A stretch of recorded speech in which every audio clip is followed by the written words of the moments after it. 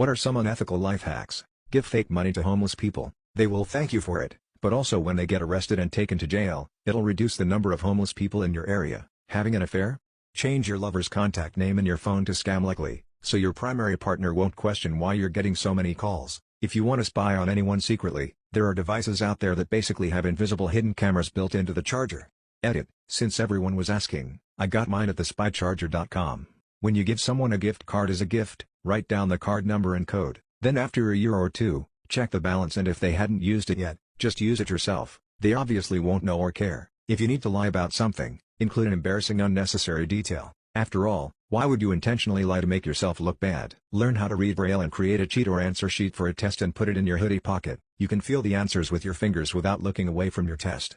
Which job is definitely overpaid? University president. There was massive upset at the university I went to because students found out that the president makes $875K a year to give a few speeches a year, and do some PR stuff. His secretaries do all the university running that he should be doing. Being a video game tester. I am getting paid $15 per hour working 20 hours a week, which is pretty good for a high schooler like me. It's pretty easy to get into, just follow the instructions on paidgametester.com, and in a few days you should have the job. Megachurch pastors.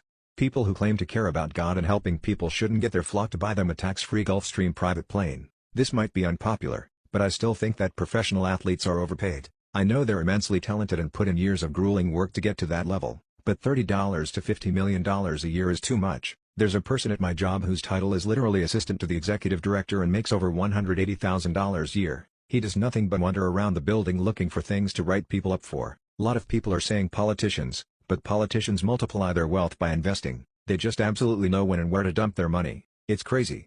It's almost as if they know which companies are going to be allowed to succeed. But that can't be right, right? What have you witnessed someone do that made you realize she is really, really smart? One time my drunk uncle was in jail and needed bail money, and being that my dad was the only one in the family with any real savings, they all looked to him to fork up 100% the cash. Having been asked, he realized this situation had two possible outcomes. 1. Pay for his bail and never get the money back. 2. Not pay for the bail and the whole family blame him for it. So, my dad decided to throw them a curveball. He told them that whatever the rest of the family raised for the bail, he'll not only match it, he'll offer double whatever they raised together. Nobody offered 1 cent. Blame averted. I'm not in love with my wife anymore. My wife and I have been together since we were 18 years old. We are 36 now. For the past 18 years, this woman has been everything to me. She has supported me in ways that I never even knew were possible. She has given me 2 beautiful kids and I will always be grateful. But I'm just not in love with her anymore. People like to say, well, you don't just wake up one day and just decide you don't love someone anymore. But that's how it happened for me. She didn't do anything to cause this rift, and it isn't because we've had major problems in our marriage, or that I don't find her attractive. To this day, my wife is the most beautiful woman I have ever laid eyes on. But beauty has nothing to do with anything, and I just can't explain why I'm not in love with her anymore. I feel awful. I feel like the world's most terrible person because her does this, who just wakes up after 18 years together and just decides they don't want it anymore, even though everything in your life marriage has been for the better since knowing your spouse. Me, apparently. My wife will always be my best friend and she will always hold a special place in my heart, but it would be wrong for the both of us for me to try and live a life that isn't true to me. Now I have to look this amazing woman in the eyes and hurt her, and I never wanted to do something like this, but she deserves someone who will always and unconditionally be in love with her. What is a subtle sign that someone is really intelligent? They can switch up the way they talk to match the person they're talking to without sounding condescending. They listen to how others learn and explain it in that person's language of understanding. When they explain something, they make you feel intelligent. They aren't afraid to say they don't know the answer to a question. They can genuinely consider an idea which opposes their worldview without necessarily accepting it. They admit to changing their mind about something. People who use analogies to explain concepts to others, it's a form of code switching, and integrating concepts on the fly is a clear indicator someone is both socially and conceptually intelligent. They don't open up threads like these hoping to find comments that fit how they see themselves. Yeah, I see you looking through these comments. Police officers of Reddit. What criminal actually impressed you with their criminal skills? Once had a guy who shoplifted on an industrial scale. He stole hundreds and sometimes thousands of pounds worth of merchandise from a particular well-known high street clothing store. Every day. He'd go to different branches all over the country, UK obviously. He spoke nicely and was smartly dressed. He just used to fill up bags with high-value products and walk out. He had a warehouse-type unit somewhere. Police never found it with his own till, because he would generate till receipts for these items and go back to return them at a different branch and get cash refunds. He was at it for years, made enough to put his kids through private school. When he got caught, he was jailed for about a year. Our shoplifting sentencing guidelines are absurdly low. When he came out, he got back on it. Police still couldn't find his base. He was being investigated and was on bail. One occasion when he answered his bail at the police station, the police had a 6-man surveillance team ready to tail him and track down the warehouse he was using. He lost them within 2 minutes of leaving the station. What's a quote that permanently changed the way you look at things? Let go or be dragged. An old Zen proverb I heard at a meditation class really changed the way I let myself worry about things. Do you listen or just wait to speak? You might be the sweetest peach on the tree, but some people just don't like peaches.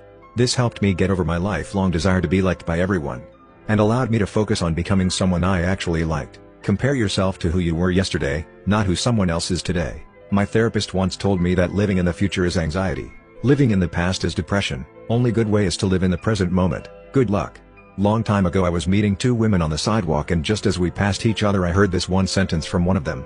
You don't notice your progress in life because you are always raising the bar. The best time to plant a tree was 20 years ago. The second best time is now.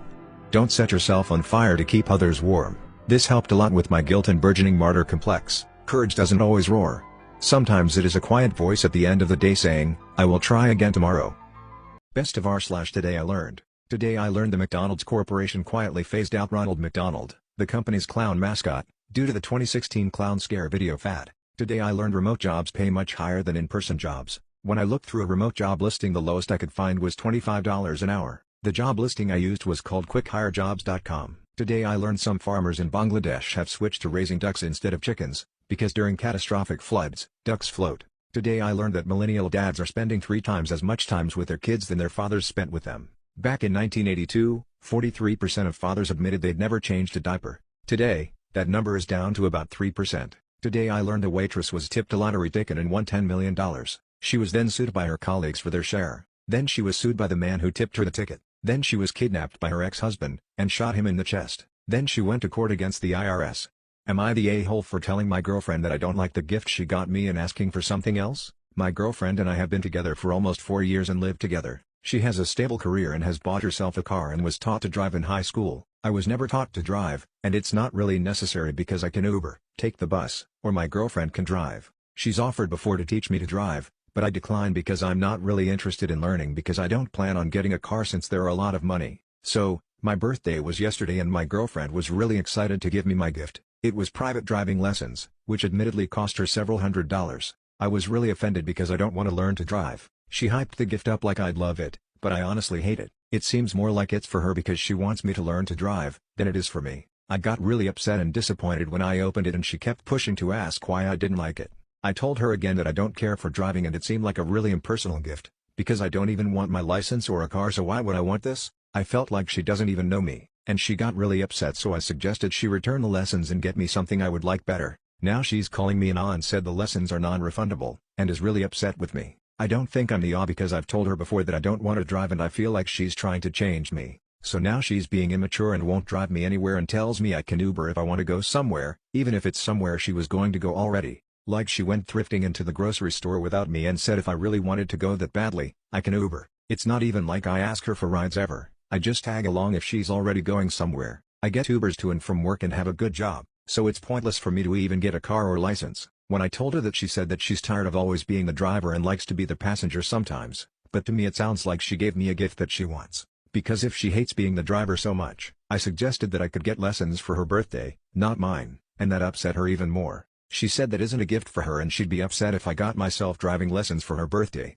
I told her basically, see, so you'd be upset if I got you something that you think is for me for your birthday, and she said yes. So even though I explained to her there's a double standard, she's still insisting that I'm the What's the greatest mental health tip you've gotten? Never evaluate your life when you're tired. This is so true.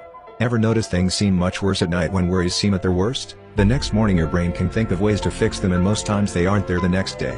If it's worth doing, it's worth doing it badly. If you can't handle doing it perfectly, finish it, half-ass it at least. If you can't groom yourself due to depression, at least brush your teeth. If you can't beat the fear, just do it scared. Self-care isn't always a bath and a hot chocolate. Sometimes it's giving your head a little shake and doing what needs to be done. Run the dishwasher twice. To put it simply, someone had revealed to their therapist that they felt really crappy about not having the energy to hand wash their dishes. The therapist suggested that they just put their dishes through the dishwasher twice. They point out that you're not really supposed to do that. But the therapist essentially shrugs and goes, who says you can't? You don't need to follow all these little rules. The patient takes their therapist's advice and runs the dishwasher twice. They also shower while lying down and put their folded clothes wherever they fit instead of in neat little sections. In short, you don't need to follow arbitrary rules, just complete tasks in whatever way is easiest for you. You can follow rules when you have the mental energy to do so,